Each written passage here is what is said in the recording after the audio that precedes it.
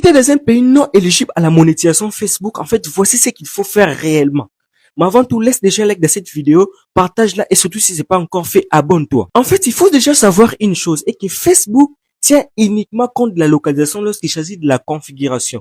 Lorsqu'il s'agit de t'envoyer l'invitation, Facebook ne tient jamais compte de la localisation de ton pays. Facebook envoie l'invitation à tout le monde. C'est-à-dire que tu puisses être dans un pays éligible ou non éligible à la monétisation, lorsque tu développes ta page Facebook et que tu gagnes en interaction, tu appliques les stratégies pour avoir l'outil de monétisation, ne t'inquiète pas, tu auras cette invitation. Et c'est lorsque tu l'auras qu'il faudra maintenant faire très attention, parce que si tu es dans un pays non éligible à la monétisation, il faudra pas te lancer directement à la configuration, parce que sinon Facebook va les remarquer et va complètement bloquer ta monétisation. Ce qu'il faut faire, c'est de contacter une personne qui est dans un pays éligible, parce que déjà les comptes qui gèrent ta page à la localisation de ton pays qui est non éligible, ce qui fait qu'en configurant, tu seras complètement bloqué.